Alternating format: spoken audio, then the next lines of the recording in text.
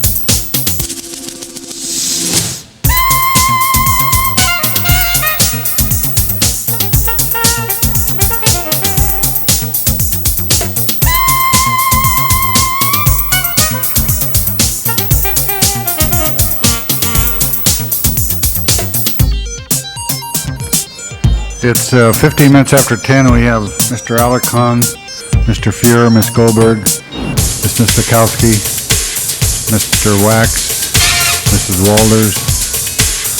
We have 7 members present. We need 3 for a quorum.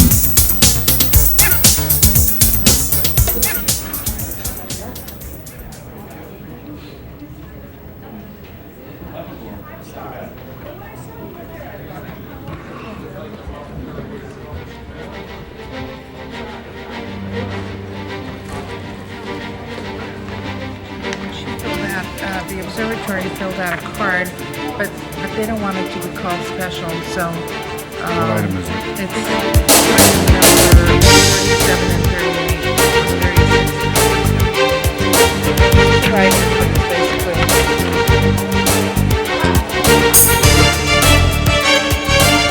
36. Yeah, 36 and 37.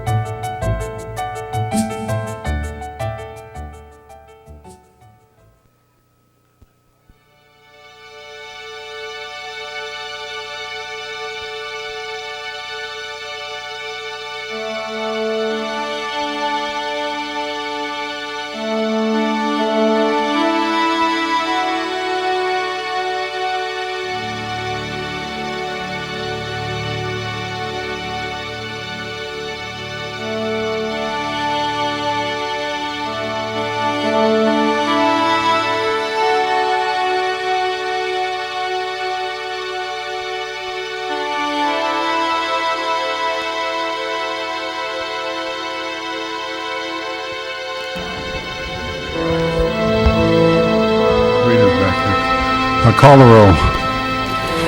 Alarcon, Alatorre, Burnson, Chick, Fuhr, Galanter, Goldberg, Hernandez, Holden, Miskowski, Ridley Thomas, Swornich, Wax, Walters, Ferraro, 10 members present and a quorum, Mr. President. The council will please come to order. This is a meeting of the City Council for the City of Los Angeles on the 20th day of May, 1998. There are 15 council districts in the city. The regular meeting days are Tuesday, Wednesdays, and Fridays. We are currently being viewed by cable subscribers throughout the Los Angeles area on Channel 35, and we're also being monitored by council phone. First order of business. Approval of the minutes. All right, Ms. Galanter moves, Mrs. Chick seconds. There's no objection, unanimous vote. Next item. Commendatory resolutions for approval. There's no objection, unanimous vote. Ms. Galanter, do you have a presentation today? Chair recognizes Ms. Galanter for a presentation. Okay, then we'll proceed. The next item. Items noticed for public hearing, items 1 through 9. Is there anybody in the chamber who wants to be heard on any of those items, 1 through 9? Let's see. We have a request to continue 6, 30 days, and we have 7 and 8. Is there any objection to continue those for 30 days to June 19th? Seeing none, that'll be the order. So we have 1 through 5 and 9. Anybody want to be heard on any of those items? We have no cards. The public hearing is closed. Are there any specials by council members? 1, 2, 3, 4, 5, and 9. If not, prepare the roll, tabulate the vote. 10 ayes. Those are approved. Next item. Items for which public hearings have been held, items 10 through 23. Are there any specials by council members? 10 through 23. Any specials? If not, prepare the roll on those items with the exception, the committee report on 10 will hold, but the ordinance will leave on the desk. 21 is called special. Okay, prepare the roll on committee report 10 through 23 with the exception of 21. Tabulate the vote. 10 ayes. Those are approved. Next item. Next item, Mr. President, items for which public hearings have not been held, items 24 through 45. We have somebody who wants to be heard on 35. Are there anybody want to be heard on any of the, no, not yet. Anybody want to be heard on any of the other items?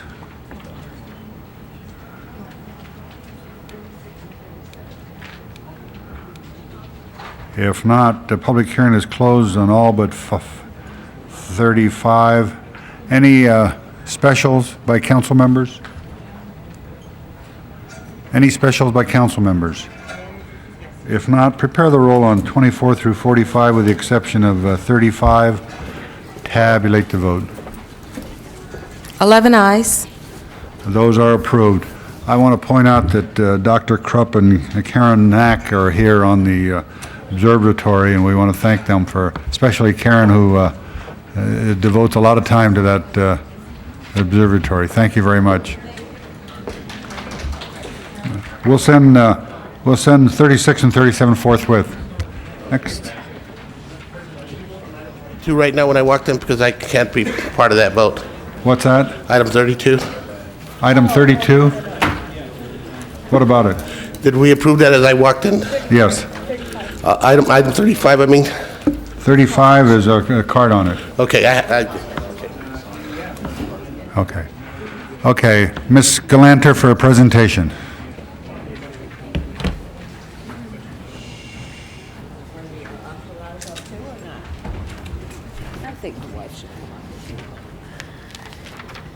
Mr. President and members, this is another one of those happy and sad occasions where we say farewell and best wishes to a longtime city employee. Bob Wilson has been exemplifying for years the kinds of things that we want and expect in a city employee. He takes care of business. He's helped a lot of members of the public. He's helped my office a great deal, and I'm sure many of your offices as well, in getting streets fixed, making sure that complaints are responded to promptly and politely. And he's been wonderful at moving in and helping us solve problems when we weren't sure what the answer was, and neither were the people in street maintenance. And Bob Wilson would come in and figure it out and get it done. This is the kind of thing that is an enormous relief, not only to the members of the community who depend on his services, but of course to all of us in the council offices who depend on your services as well. So we're going to, alas, lose him. But, you know, we do have 3 golf courses in the district. You might want to come back, and all municipal ones, I might add. So we may expect to see him around anyway. Bob began his city career with the Bureau of Street Maintenance in 1967. No wonder you're retiring. Having served 3 years in the Army, and he was able to use his GI Bill and 10 years of night school and obtained a degree from Compton City College and then a bachelor's degree from Cal State Dominguez Hills in business administration. He came to the department, to the Bureau, as a maintenance laborer. He promoted to heavy equipment operator, then to street maintenance supervisor, then to superintendent 1, then to his current position as street maintenance superintendent in the Bay Harbor area. He's received a number of certificates of appreciation from the council, as well he might, and from District 8, District 9, District 6, the mayor's office, and street maintenance management. He is happily and proudly married to Patricia and has 3 children, Robert Jr., Terry, and Roland. All the children have been to college on a city employee's salary, and a few other things. The Wilsons live in View Park, which is close to my district, but not quite in it. He's now going to have some time on his hands to do the other things that he enjoys in life besides serving the public, although we hope to rope you back into something. We expect to see him on the golf course, and you may look for him at Laker games, and if we ever get a football team, you may look for him at football games. But I think it's important that we take a minute to acknowledge Bob Wilson for his 31 years of patient, loyal, dedicated, and successful service to the city of Los Angeles. So I want to reluctantly say goodbye and wish you well, and thank you for all your hard work, and thank you for helping him do it. And I think we have a number of people here from the Bureau who may also want to say things. You want to start? Greg Scott, Bureau of Street Maintenance. Bob and I go back well over 20 years. He's someone who cares for the citizens of Los Angeles, who cares for the employees of the Bureau, who is customer-oriented, who delivers on the Bureau's promise for service. He's an outstanding manager. He has 1/4 of the city of Los Angeles to maintain, and he's done it in an exemplary, outstanding manner. He's a personal friend. I'm really going to miss him. He's someone who always tells me the truth, and I do appreciate that. A rare, rare person, and we wish him the very best. Thank you very much, Bob Wilson. Thank you. Okay, your turn. This is kind of overwhelming. I'd just like to take a moment to say thank you to Ms. Galanter, the council. I'd like to also additionally thank my staff that have been working with me the last few years. My brother is here, Ron Wilson, and I'd like to thank him for coming out. But most of all, I don't know, the city has been extremely good. I've been here 31 years, and I started here in my early 20s, and I was able to grow up here. And I think without the city, I know some of the things I've accomplished, like having the kids to go through school, would not have been accomplished, and that, like you said, was on a city salary. But it has been. It's been very rewarding, very, very much so. But it is my time, and I'm thank God I'm able to go out while I'm still healthy. Go out and enjoy And it. try to enjoy it and look forward to the second half of my life. But again, thank you so very much. Thank you. Mr. President, there are some of us who'd like to speak. Is that right? Well, we used to. Mr. Savornich, do you want to say something, sir? Yes, Mr. President. Besides, I'm going to lunch? Yeah, besides that, Mr. President. Mr. President, members of the council, I think I would be remiss in not congratulating truly a gentleman, Bob Wilson, on his retirement from service after 31 years of dedicated service to the people of the city of Los Angeles. I've had a tremendous opportunity working with a gentleman who knew his stuff as much as this man knew his stuff. His dedication and perseverance in getting the job done for neighborhoods throughout our city, and in particularly, I've had a wonderful experience working with him in the 15th Council District.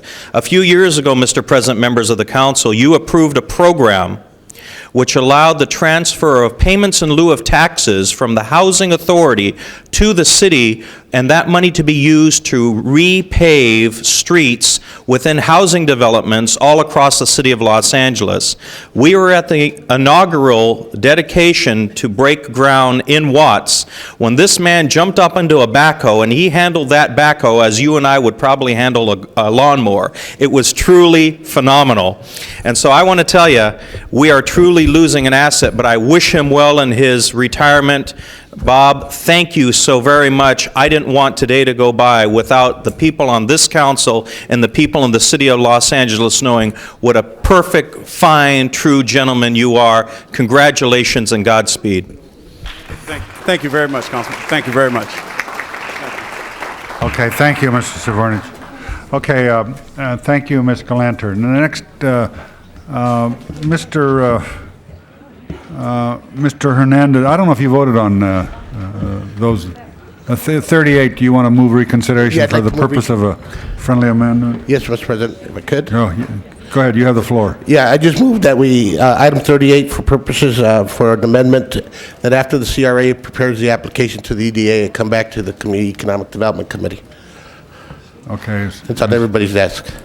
Okay, item 38A is on the desk. Any discussion on that? If not, prepare the roll, tabulate the vote. 12 eyes. Now we have 38 as amended. Prepare the roll, tabulate the vote. 12 ayes, that's approved. Ruth, can you stay for just a second? We have the ordinance on item 10. Prepare the roll on the ordinance, tabulate the vote. 12 eyes. That is approved. Thank you. Next item, Item number 21, called special by Council Member Wax. Mr. Wax. Well, I guess what I'd like would be a little explanation simply of what type of weapons these are and what they will be used for and what program, what guidelines or criteria the department has for their use. Would you identify yourself? Yes, I'm Commander Willie Pennell from the Police Department's Training Division and the Department's Training Coordinator.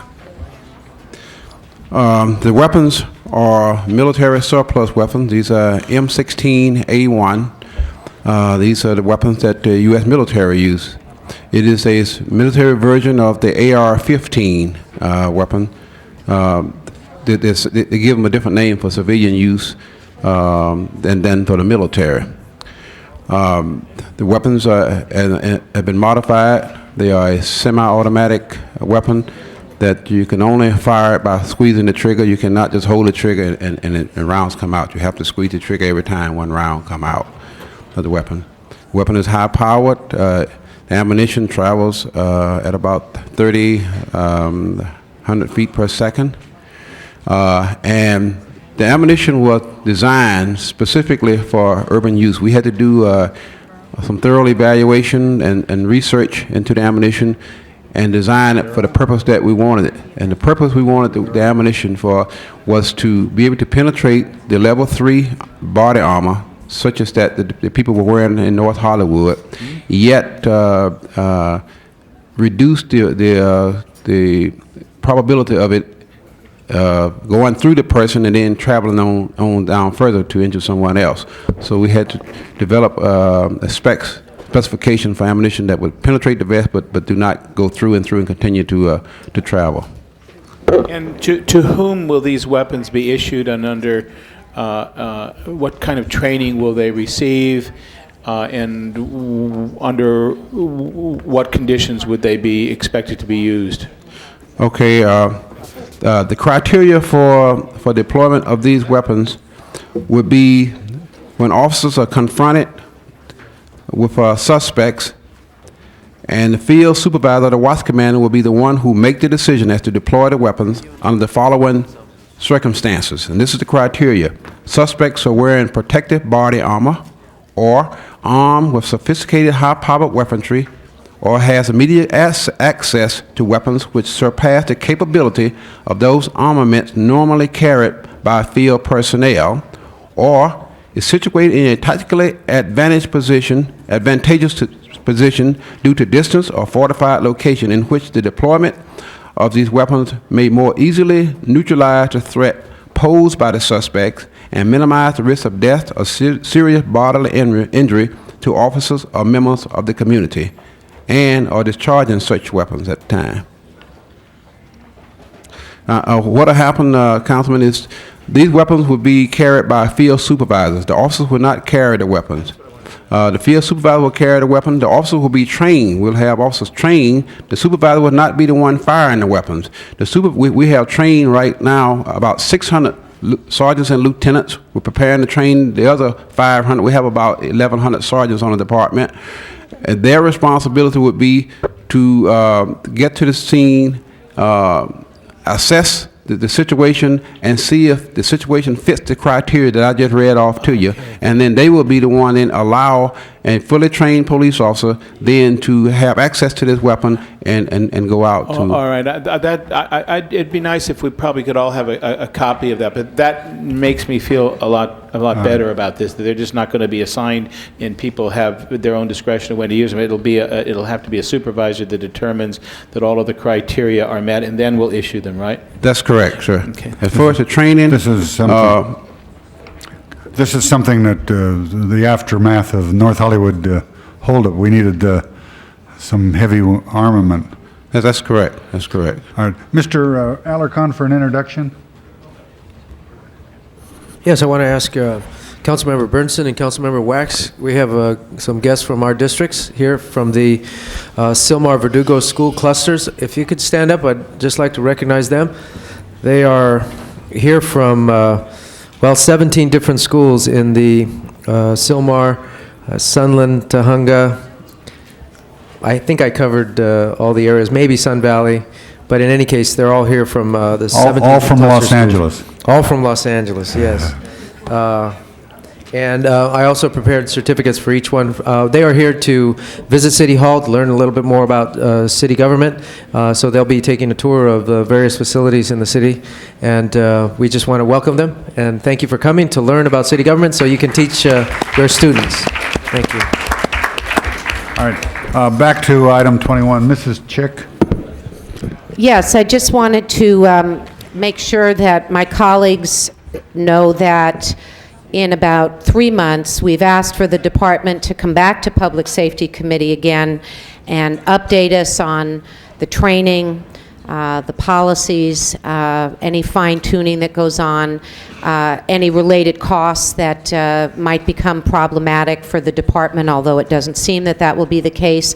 And also, yesterday, in a special Public Safety Committee meeting, we did ask questions and very much feel that unfortunately in our city and in this time, we do need to make sure that our police officers have the right weaponry, the right firing power in the event that they ever need it again. What we learned is that, in fact, LAPD has had high-powered rifles, but only assigned to Metro, and very outdated, older weaponry.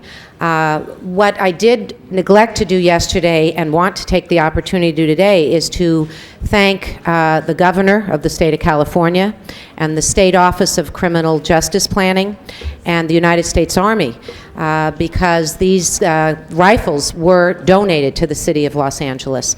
So I know that Commander Pinnell and others in the department are very diligently making sure that this increased firepower is used only when absolutely needed, and hopefully never, that the guidelines are very carefully crafted, and that the department very much has its eye on wanting to protect the public safety, not cause greater risk, and not cause risk to taxpayer dollars in the use of these guns. Thank you.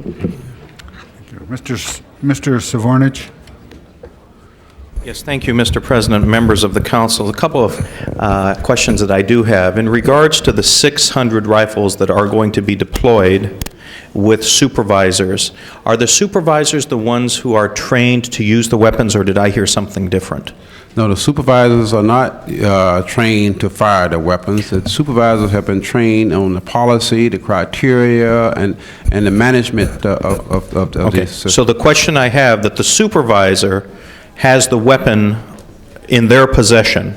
That's correct. And so then the supervisor has to call in for the officers who are trained to use the weapon? Yes. The way the system is going to work, Councilman, is Okay, that... well, let me just go through this in a common sense thing here. You have an incident where the officers are confronted with individuals who are heavily armed. Probably the unit that is going to respond first is a patrol unit and find out that they are outgunned. They then call for a supervisor, and the supervisor will have this M16 in their possession, either in the trunk or a lock stock or however that weapon is going to be transported there. That's correct. So then it's up to the supervisor to determine whether or not that M16 can be deployed against the weaponry of the bad guys. That's correct. Then the supervisor then turns that weapon over to one of the two patrols officers, or does he have to call somebody else in to use the weapon? If that officer has been one of the trained police officers, whoever was trained will So it may be happenstance that one of the patrol officers who responds initially to the scene is trained to use the M16, or it may not. That's correct. Which means you may have to pull in another officer or officers to the scene in order to deploy the weapon. That's correct. How are you going to be deploying officers that have this training throughout the 18 divisions in the city of Los Angeles, so the response time between the officers arriving on the scene who are outgunned, the supervisor who arrives with the weapon, makes a determination that the officers who were first on the scene are not qualified to use the weapon, and now how does he bring in the resources in which to use the weapon? Because in a scene like this, things are happening like this. We don't see running gun battles like we've seen before. That's correct, Councilman. The way the system is set up is that each division, each area, station will have X amount of officers that will be trained on each shift.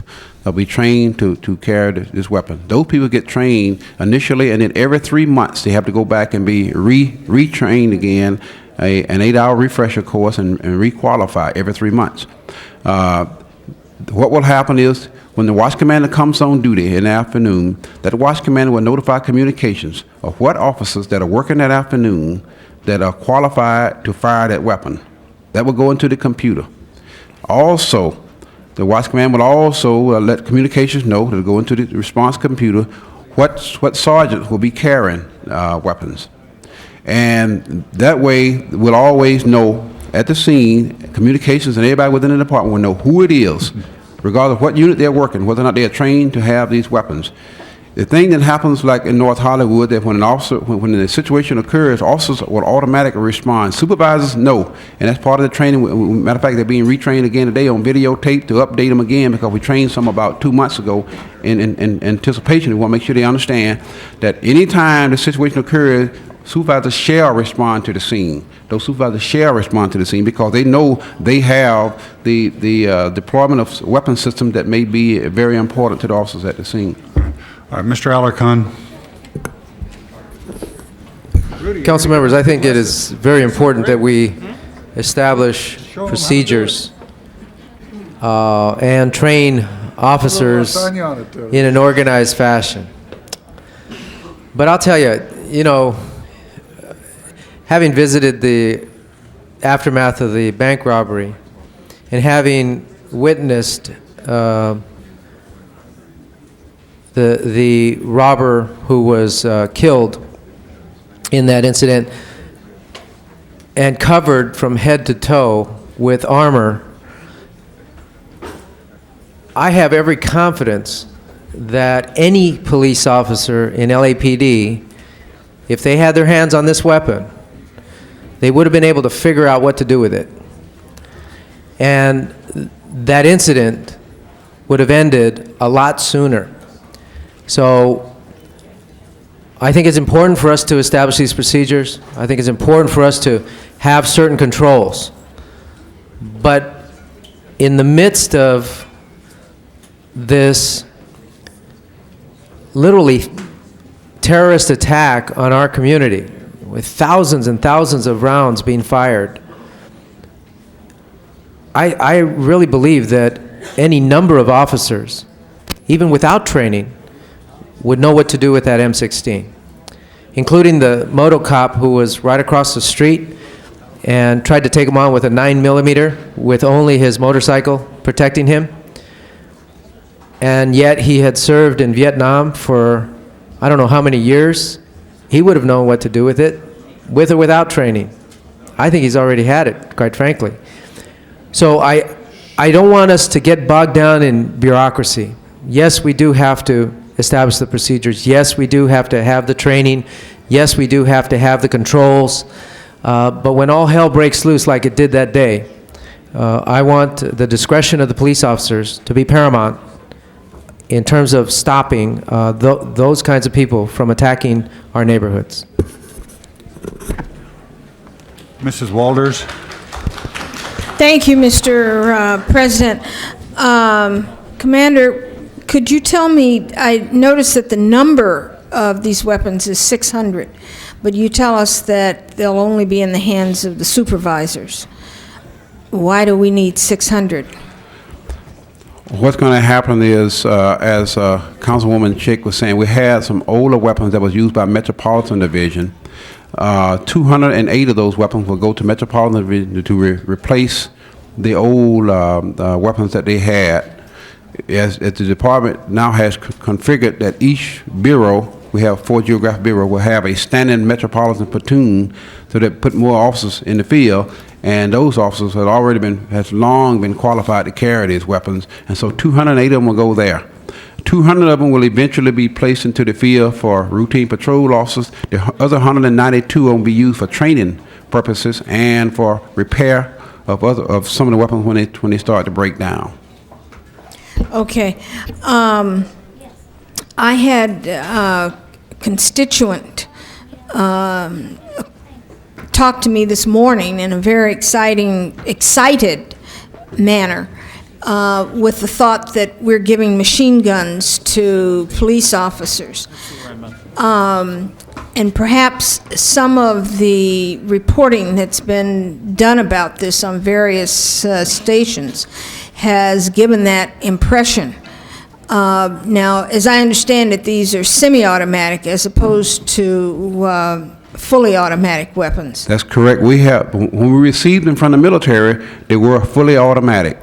We then changed them to semi-automatic because you cannot have a fully automatic weapon within the United States, regardless whether you for civilian use. So what we've done is we automatically had to buy parts. I think they cost us about $12 a piece to put a mechanism on there that makes that weapon incapable of being fired in an automatic state.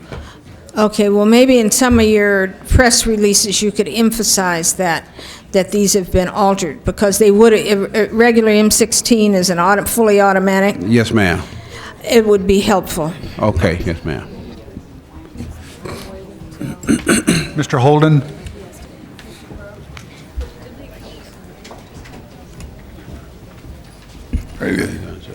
I think if you need it and don't have it, it's It's worse than having it and don't need it. However, I think you do need a supervisor in the field to direct the troops, to let them know when it should be used and not used. I think judgment is a big call here. And if you put that kind of a bazooka, you know, we were trained with bazookas, M1s, machine guns, and so on. But we're in the field of combat, that's different. You're not in any given neighborhood. If you have some gang members out there firing some weapons at random, what's to keep some officer from saying, this is a situation that warrants using the M16? And where is it? It does not warrant using the M16 under those circumstances. The ones that we are saying that it should be used for is a field-like operation where you had in the valley. You know, in the valley, you get a lot of different things happening out there. But the fact of the matter is that I don't think that other than that kind of a shootout, that it should even be considered. So therefore, you are going to need the supervisor who's well-trained and well-qualified, not only to operate, if necessary, the weapon, but to decide when the weapon should be used. And I understand what Mr. Alarcon is saying. Well, let's make sure that we have that kind of firepower. I don't know what that means.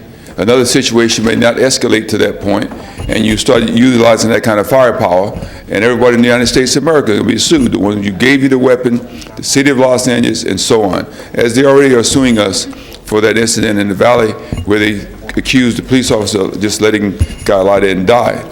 So I would say to you that your approach where you have training and supervision is the proper one. The fact that you thought about it well in advance is something that should be applauded, and I would suggest that we not change the recommendation that you're making to us today, but to approve it as such. Mr. Wax. President, I called this special so that we could have the discussion that we have had. I just wanted to rise again to commend Commander Parnell for your ability to answer every question that was asked to you straightforwardly, and I just think that's an excellent presentation, and I wish everyone was as prepared when they come here as you've been. Thank you, sir. Mr. Savornich. Yes, Mr. President, members of the council, the one thing that I just want to make sure is that in regards to I mean, this is a significant step forward in trying to even out the playing field in regards to our offices that confront overwhelming odds in regards to firepower on occasion. Commander, in regards to officers responding to incidents where they make a determination that they are outgunned or not outgunned, I would assume that most of the statistics that the Los Angeles Police Department has in response to shots fired or confrontations with individuals with a gun are not individuals with semi-automatic weapons. Is that correct?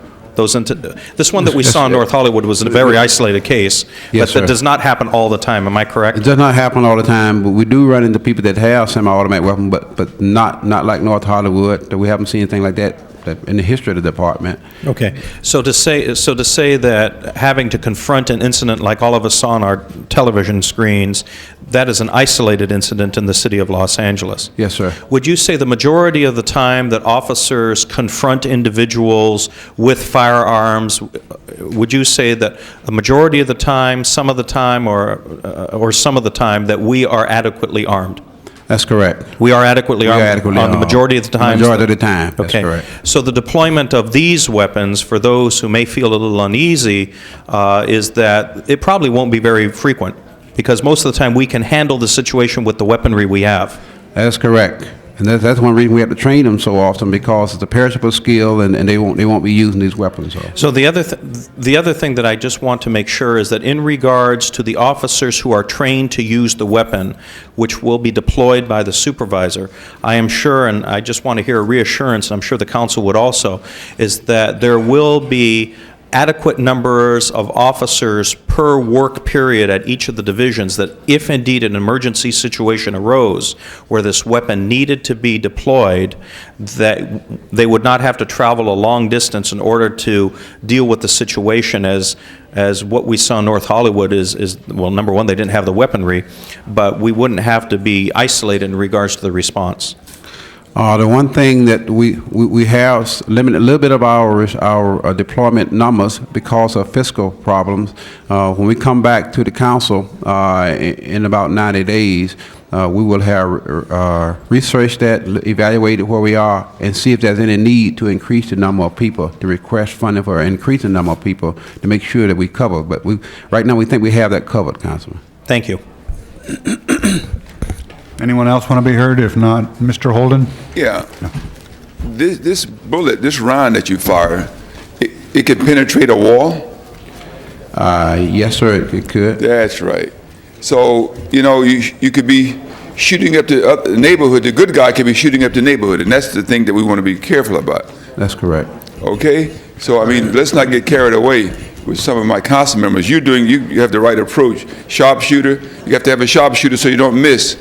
Can you imagine somebody ducking down in their home behind the wall in the side of their house, and that M16 bullet, that bullet goes right through and wiped them out?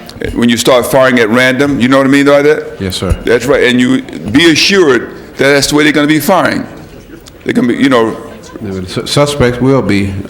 We try to we training our people not to do that. But yeah, but when you're under the gun, so to speak, when you heat a battle, you're going to fire like that. That's just way rapid fire. Is that what they call it? Well, yes, but I think what we've done is eliminated the ability to do rapid fire. You can't fire no faster. Sir, Commander. Yes, sir. When you're under that kind of pressure, it's rapid fire. That's just a human response. You can't tell that officer, he's going to keep, if he has to, he's going to have rapid fire if there's nothing more than just keep the guy down. Well, I'll tell you, Councilman, we train extensively and diligently for our people. When you fire the weapon, you fire and you reassess the situation before you fire again. All right, okay. That's just like a guy said, they asked a question, says, if somebody killed your wife, did something to your wife and then killed her, would you be in favor of the death penalty? And he says, well, I think we would let the law handle that. Now, he was and everybody lost respect for him after that question. And the same thing here. Well, I hope you don't lose respect for me, Councilman, but what I'm trying to say is we train, and one thing we cannot guarantee, and you have one point, we cannot guarantee that an officer won't fire the weapon. We know that because we see every day the lawsuits coming through. We know something is out of order that's being done. In any case, sir, I'm going to vote for it, but make sure the training is appropriate to meet the needs in these neighborhoods. You just praised him a few minutes ago about how well they were trained. Now No. I just saying that the program that he has. I'm sure that the commander learned a lot today from this discussion. Prepare the roll.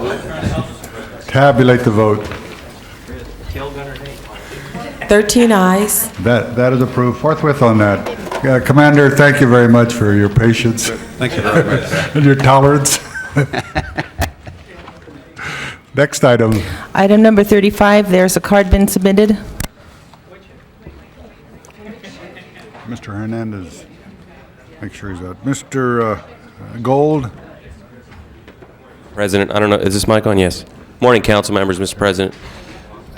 I'm here to speak on item number 35, which is a motion to put a property owned by or managed by Mr. Terry Chin, who's standing to my right, into the REAP program. The matter was on the agenda last Wednesday, and we put it over for a week to get an inspector team out to the property to give us a progress report. We had 3 members of the Housing Task Force that's been assigned to review this property out to the property yesterday. While the inspectors recognize that work has been done on the property, we're not fully done yet, and we, in all candor, must admit that, Mr. President, council members. However, we can be done soon. And this is not a situation where the owners and Mr. Chin, the manager, are refusing to do the work or being sort of outrageously delinquent in doing the work. We've done a lot of the work, and I think the inspectors would confirm that. And so what we're asking for is a relatively brief 45-day continuance of the motion to place the property into REAP so that we can continue to use the cash flow from the property to finish up this job. And I thank the council and you, Mr. President, for hearing us. Thank you. Thank you, Mr. Gold. Is there somebody from the department here on this item? How much longer do you think it's going to take you to complete this work? Mr. President, I think a 45-day continuance would allow us to complete the work, get an inspection team out there, and be back here with a sort of finished question. If we're not done at that point, obviously the council's well within its rights to... We're within our rights right now. I know, yes. Okay, Ms. Goldberg? Yes, I'd like to suggest that since Mr. Hernandez is not present and it's in his district, that we hold it till Friday and ask that... Oh, okay, okay. Well, I would at But is least there like somebody to from the hear de- somebody from the department before we vote on it. Why don't we leave Thank it on you, the I didn't desk know and that. see if we can't get somebody from the department to find out if they are making progress on their work? I wouldn't object to giving them some extension if they're doing the work. Absolutely. So is there no one here? Can you, would you call somebody to make sure you get down here from the department?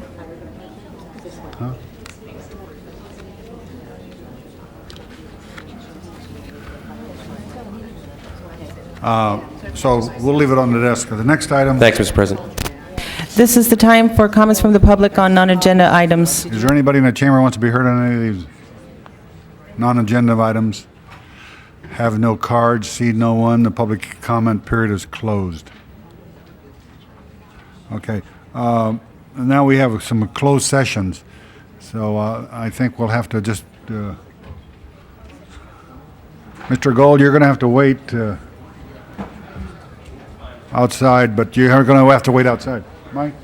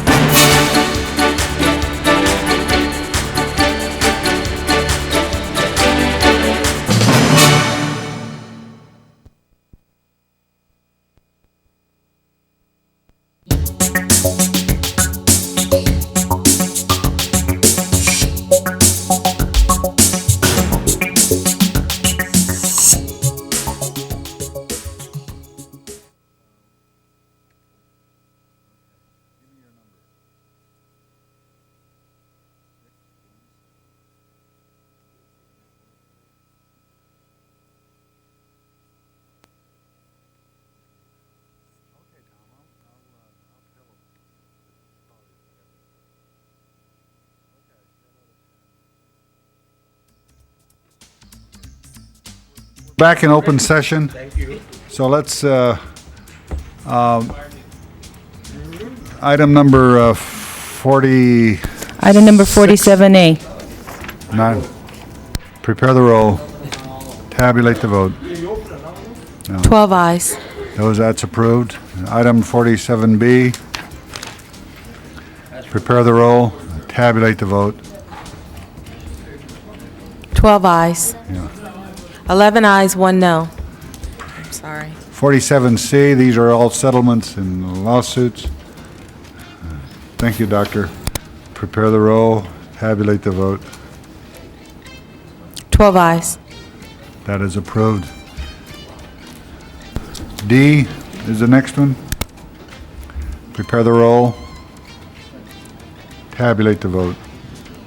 11 ayes, 1 no. That is approved. Item E, prepare the roll, tabulate the vote. 12 ayes. That is approved. And item number F, 47F, prepare the roll, tabulate the vote. 12 ayes. That is approved. Members, we still have item 35 in front of us. Do we have somebody from the department here?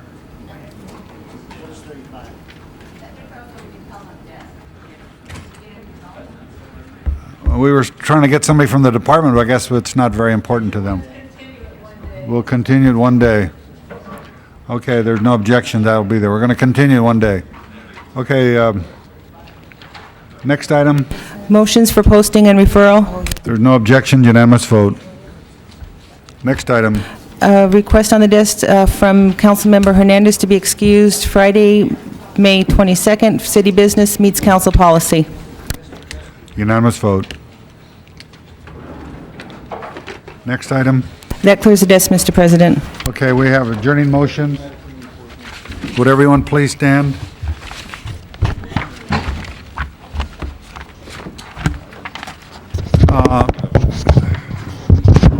Members of the council, I ask we adjourn in memory of Neil Dillon McCarthy.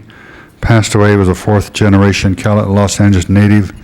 He was from a very prominent family, and he was an attorney whose clients included Howard Hughes and members of the Hearst family. He survived by 9 children. Ask we adjourn in his memory. What's his name again, Mr. President? Neil McCarthy. Okay. Mr. Holden? Mr. President, sadly to announce the passing of Dorothy Dunnigan, well known to us all. We join in her memory. She leaves behind 2 sons, Donovan and John McLean. He's the president of A&M Records. She was a resident of my district for a number of years, and as you know, a very, very fine entertainer. Call the roll.